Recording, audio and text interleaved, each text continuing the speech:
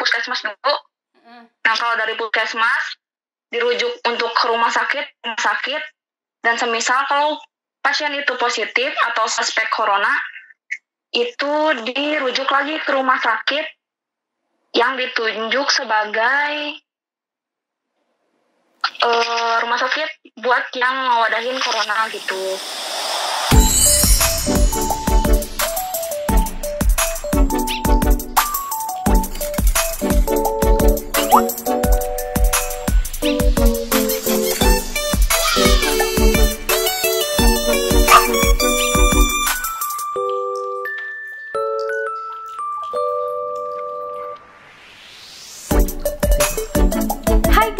Welcome back to my YouTube channel.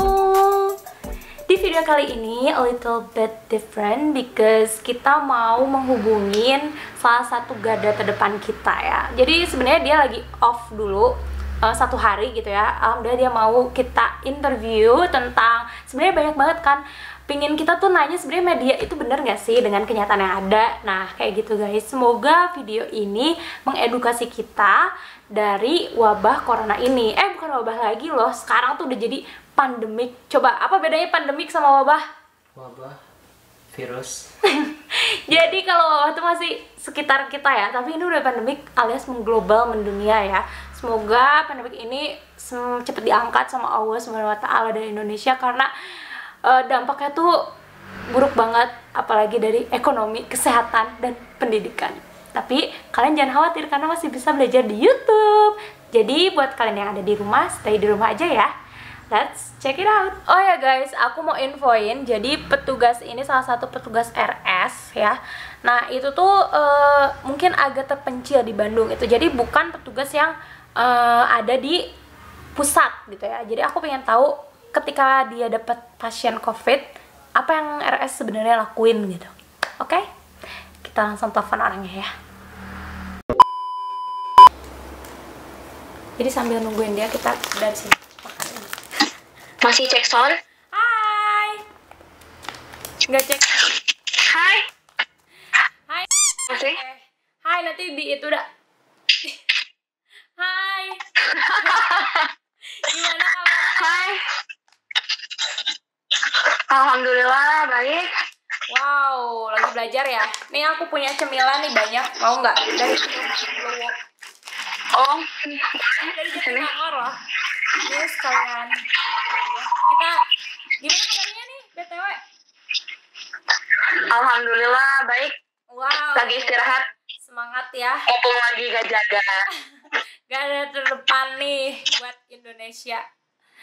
Oh iya nih, kita punya beberapa pertanyaan ya. Bersediakah Ibu menjawabnya?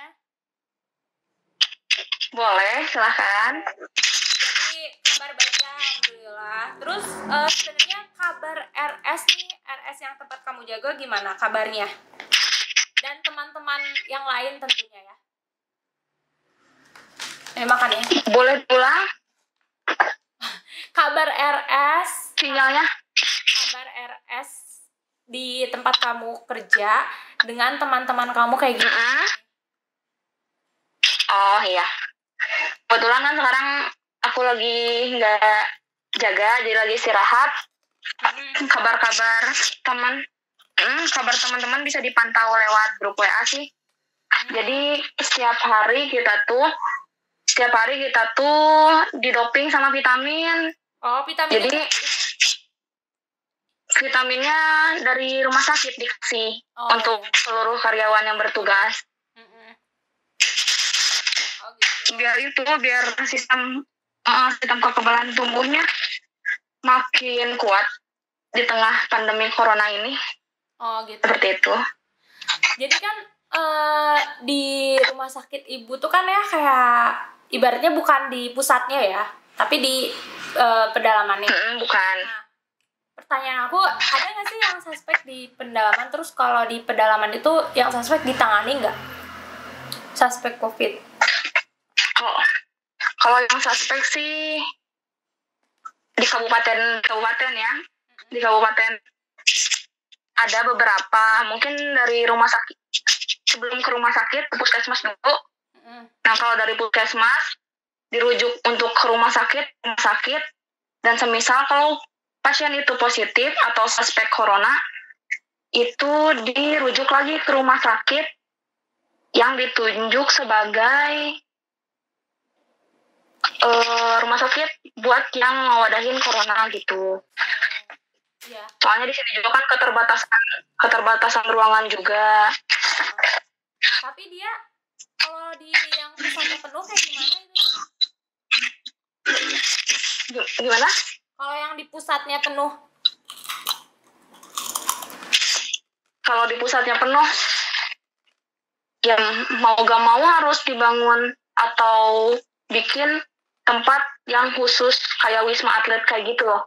Oh gitu. Kalau emang bener-bener sudah membludak banget gitu, gak bisa diwadahin, kan emang kita juga keterbatasan tempat.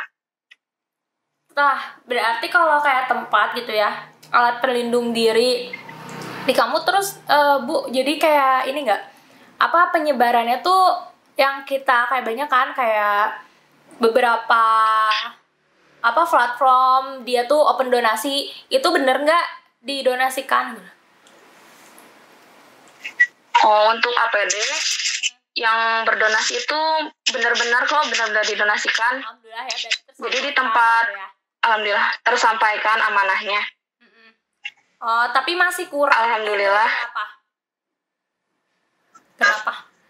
Masih kurang tuh gara-gara kan setiap hari kita cuci tangan pakai sabun, terus kan masker gak bisa dipakai setiap hari, sekali pakai gitu langsung buang. Takutnya terinfeksi juga. Oh gitu. Tapi kan aku baca gitu ya di IG, kayak misalnya bener nggak sih kayak ada instruksi gitu kalau misalnya ada pasien yang suspek terus kita nggak punya ADP itu nggak ditangani. Sebenarnya sih ditangani, cuman dengan APD seadanya mungkin. Oh gitu, sampai ada yang pakai jas hujan ya? Iya sedih tahu. Iya, jas hujan. Kayak gitu lihat pakai ADP. Iya, awal di rumah sakit tempat aku kerja juga awalnya pakai jas hujan, tapi setelah kesini ada yang donasi, belilah cover jumpsuit kayak gitu yang benar-benar APD-nya. Oh gitu. Nggak sampai jas hujan banget. Itu rentan banget ya kena virusnya. Rentan, soalnya kan itu nggak standar sama sekali pakai jas hujan. Iya. Ya Allah sedih ya. Alhamdulillah ya aku deh masih stay di rumah gitu. Dan kamu yang berjuang. Semangat. Itu kamu yang berjuang. Semangat. Sekarang berjuangnya bukan saling ngejaga. Bukan ini ya. Bukan sama mantan ya. Bukan atuh, saling jaga aja. Iya benar. Kalian stay di rumah buat kita ya. Kalian stay di rumah buat kita, please ini mah. Terus ini mah, aku please. nanya lagi nih.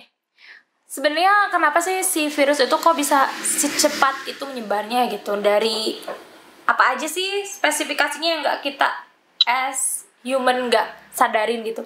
Orang-orang apalagi people di 62 ini kan kadang ya udah jalani gitu, padahal itu tuh virus bener-bener rentan kan sebenarnya. Ya, jadi si virus teh kecil, emang nggak kelihatan ya. Kelihatan, jadi kita tuh harus melawan sesuatu yang tidak terlihat, dan ya, itu harus sedih banget. Sedih banget itu mas. Jadi sebisa mungkin kalau semisal batuk atau bersin itu ditutup pakai ketika batuk juga yang benar pakai, kalau gak bawa masker pakai daleman tangan juga boleh, kayak gini ditutup banget. Jadi jangan sampai si percikannya itu terbang lah kayak gitu, lewat udara. Itu ya. Terus kalau dari batuk bersin itu harus ditutup, harus banget ditutup. Terus mau makan jangan asal makan, tapi cuci tangan pakai sabun. Cuci tangan bekas make up. Terus gimana?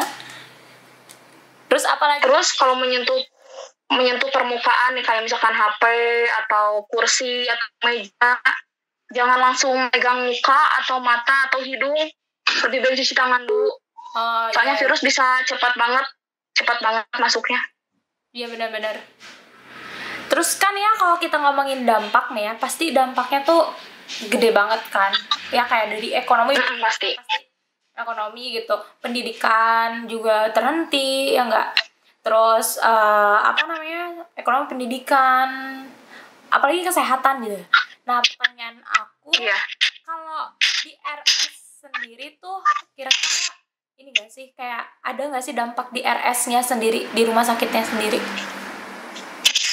Ada, kalau di sini tuh mungkin untuk APD lebih diperbanyak penggunaannya, lebih, terus penjagaan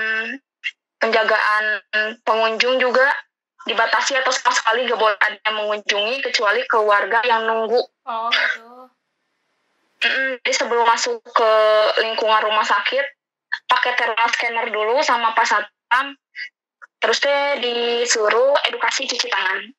Jadi semakin banyak sabun cuci tangan yang kita pakai sama hand sanitizer. Oh gitu ya. Nah, jadi APD-nya membludak. Yang kayak di aku lihat juga sih di IG kayak misalnya donor darah juga habis ya, itu dampaknya kan karena orang-orang nggak mau keluar kan. Iya, nggak mau keluar. Terus kalau misalnya kayak di RS tuh bener nggak sih ada kayak ditutup-tutupin gitu, sebenarnya ada suspek tapi dia tuh nggak bilang itu tuh ada gitu karena takut RS-nya nggak laku gitu. Mungkin bukan ditutup-tutupi ya, tapi lebih ke beritanya itu benar-benar apa enggak. Kalau misalkan benar, kita langsung lapor mungkin ke dinas terkait. Kalau masih hoax, ya jangan dulu disebar-sebar lah, bahaya. Oh gitu ya. Jadi sebenarnya emang nggak ditutup-tutupi ya? Nggak ditutup-tutupi. Lebih diperdalam lagi kasusnya. Terus aku pengen denger dong himbauan apa sih sebenarnya dari RS sendiri buat kita gitu, atau ada nggak sih cerita-cerita yang bikin kita tuh kapok buat kalau nggak penting-penting banget ngapain sih keluar rumah gitu? Iya benar. Paling dihimbaunya kalau dari rumah sakit sih, khususnya untuk karyawan, semisalkan bawa baju ganti sebelum berdinas, itu harus wajib banget bawa baju ganti. Terus kalau semisalkan merasa udah sakit nih, langsung periksa aja ke UGD. Terus kita setiap hari dikasih vitamin untuk kekebalan tubuh. Kemudian kalau khususnya dari rumah sakit sih, meningkatkan kewaspadaan sama kesadaran diri sendiri. Oh gitu. Jadi benar nggak sih? Tetap tenang. Tapi banyak banget loh. Ya jadi kayak gini loh. Misalnya kan kita tuh kayak batuk dikit, corona gitu takutnya gitu loh. Jadi gimana sih caranya biar nggak parnoan kayak gitu? Kalau itu sih tergantung dari pribadi masing-masing. Lebih baiknya berpikir positif aja, sama emang harus waspada juga sih harus. Tapi jangan terlalu berlebihan lah. Jangan terlalu panik. Oh, ke rumah sakit itu dicek apa aja? Kalau bener-bener darurat ke rumah sakit tuh, semisal kalau mau ngelahirin tuh ya, boleh ke rumah sakit. Kalau semisalkan cuman baru ngerasa mulus-mulus aja, janganlah menurutku. Karena rumah sakit udah red zone ya? Iya udah red zone banget, udah red zone. Hampir semua rumah sakit atau layanan kesehatan udah red zone. Oh gitu. Terus Nazmi, nanti beta orang rek. Udah ini.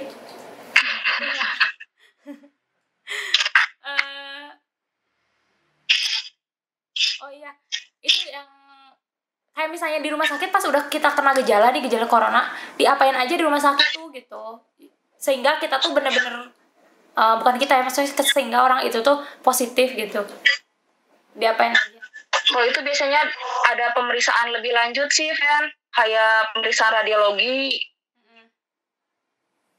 Terus kalau misal emang positif, kita rujuk. Oh gitu. Harus banget dirujuk itu. Harus.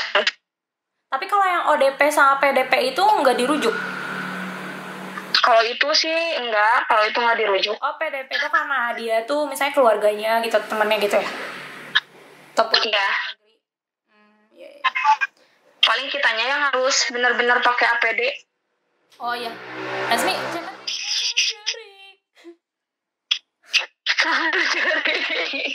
masih cari.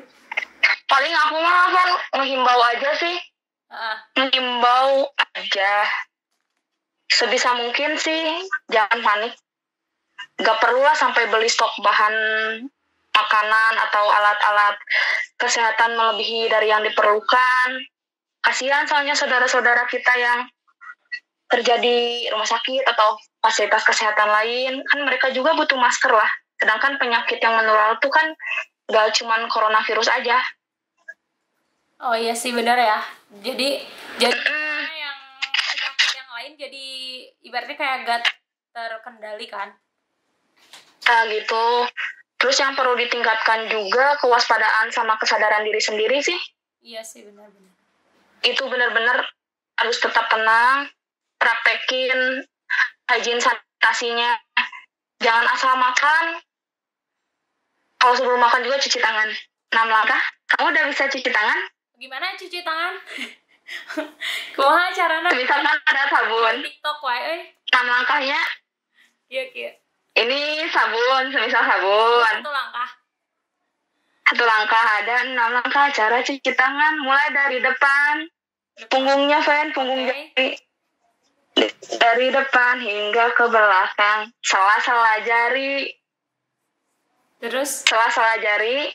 Kuku jari. Terus jempol kanan kiri. Kenapa harus dijempol? Jempol. Kan udah tadi yang kayak gininya. Oh iya, benar-benar. Jempol kanan kiri, terus kuku jari, kuku. Oh gitu. Udah deh bersih. Yang ada di TikTok. Iya. Tapi bener ya, Ben. Itu mah keseluruhan. Oh iya. Bener-bener harus dipraktekin. Terus lebih baik stay at home, teman-teman. Bener-bener stay at home. Di rumah aja, please. Untuk keselamatan dan kesehatan semua. Nah, di rumah. Jangan keluar. Di rumah aja. Jangan keluar, jangan tertular, dan jangan nularin orang. Jangan tertular, jangan keluar, jangan nularin orang. Karena kita nggak tahu ya dalam diri kita itu carrier atau bukannya, pembawa atau bukannya nggak. Iya benar. Nggak tahu imun kita. Maka dari itu sistem. Kalau yang lain kan nggak kuat ya, bisa jadi. Nah itu. Kalau sistem kekebalan tubuh kita kuat, insya Allah bisa menangkal virus corona. Iya benar. Kalau yang aku tahu nggak yang new tukang bukan, tahu nggak yang new itu yang ojol itu dia kejang-kejang, tahu nggak? Yang gimana kan? Yang ojol dia kejang-kejang yang baru loh, abis subuh tadi. Hah? Belum tahu itu mah? Iya itu tuh kok bisa ya, maksudnya dia emang ngerasain gitu, maksudnya nggak ngerasain, dia tuh kok bisa ada yang ngerasain gejala, ada yang enggak gitu. Kan kadang kan ada yang gak ngerasain gejala, tiba-tiba positif aja. Oh iya sih bener, waktu tiba-tiba positif. Guys, waktu itu aku pernah TB paru, tiba-tiba aku positif ya, padahal aku gak pernah ngerasain gejala. Pas abis di rumah sakit baru gejalanya banyak banget. Iya bener-bener. Baru keluar kalau udah terkena ya. Iya bener. Makanya dari itu kita harus hati-hati. Tapi ada sih memang kalau dari TB paru tuh kayak sesak gitu. Tapi ya kayak didiemin aja gitu, sok-sok kuat, padahal sebenarnya tubuhnya nggak kuat kan. Oke. Kalau udah demam. Oh iya. Demam lebih dari 3 hari. Nazmi, yang mana sih pertanyaan yang kamu buletin di IG? Lupa lagi. Oh yang ini, makanan yang menaikkan imun. Oh ya, Nazmi ini juga ada. Oh ya, salah jangan Nazmi bilangnya. Oh ya Bu, jadi ini juga ada beberapa pertanyaan ya dari followers. Aku ambil aja yang baiknya. Misalnya, makanan apa aja sih yang bisa membantu kita untuk menaikkan imun dari FS Tachias? Oh, makanan yang untuk menaikkan imun. Pastinya makanan yang bergizi ya, oke bergizi. Kayak misalkan buah sama sayur, itu patut banget harus dimakan. Kayak brokoli, bagus tuh brokoli. terus bayam, terus salad buah sama sayur ditambah yogurt. Oh, oke. Kemudian minuman jahe bisa, minuman jahe, minuman lemon, minuman serai. Oke. Terus ikan salmon juga bisa. Mahal tapi. Iya emang sih. Terus apa yang kamu buletin? Terus apa ya? Udah cuman segitu. Oh nggak ada. Oh bagusnya. Pertanyaannya. Udah itu doang. Oh. Bagusnya donasi kemana ya? Oh ya. Yang kamu tuh nanya bagusnya donasi kemana? Udah itu doang paling. Oh ya, ini katanya ada saran juga supaya semua media memberitakan yang baiknya aja, jangan yang buruknya aja, katanya gitu. Kalau itu mah ya koordinasi dari semua pihak. Orang yang jubirnya aja bisa berkata orang kaya melindungi orang miskin melindungi orang kaya yang sekarang lagi viral. Gimana gitu? Aku nggak tahu dah. Yang menyakiti hati pokoknya itu mah asal yang pantas diucapkan untuk seorang menteri. Oh gitu? Iya itu baru. Oh, nanti gerak search. Oh gitu. Ya, sakit hati itu mah. Luar biasa ya Indonesiaku. Terus gini nih ceritanya, pertanyaannya, kalau memberi donasi itu kira-kira gimana nih Nazmi? Bagusnya kemana gitu? Bagusnya kalau berdonasi benar-benar ke Vaskes 1 dulu deh kayaknya, kayak ke puskesmas. Kalau misalkan puskesmas gak sanggup tuh ya, baru mungkin dirujuk ke rumah sakit yang di wilayahnya sudah terjadi penyebaran COVID-19 itu. Enggak, jadi kalau donasi itu kita kasih sendiri kan, kita nggak punya APD-nya, nggak tahu beli di mana gitu. Lebih baik koordinasi dulu sama pihak rumah sakit atau puskesmas yang bersangkutan dulu deh. Oh, dia kan kayak buka open donasi. Jadi sama mereka bisa dibelinya, soalnya kalau sama orang lain takutnya dipersulit. Jadi gini Bu, jadi ceritanya dari semua followers aku, terima kasih ya yang udah membeli buku, dan 100% hasil penjualan buku selama 2 hari itu akan didonasikan kayak gitu. Nah, kita mau insya Allah sih mau mendonasikan ya di rumah sakit ibu kayak gitu. Jadi nanti minta kontak personnya ya. Siap, alhamdulillah. Alhamdulillah, semoga donasi yang diberikan menjadi amal jariah. Semoga Allah selalu memberikan perlindungan dan membalas kebaikan teman-teman sama followers tetehnya ya, berkali-kali lipat. Amin. Makasih banget Jokowi khairan kasiran. Amin. Sedih, semangat ya, garda terdepan, kita mendukung kalian yang stay di rumah. Kita semua garda terdepan. Stay di rumah aja ya. Oke, selamat istirahat ya. Paling jaga. Terima kasih waktu. Siap. Bye. Assalamualaikum. Bye. Waalaikumsalam.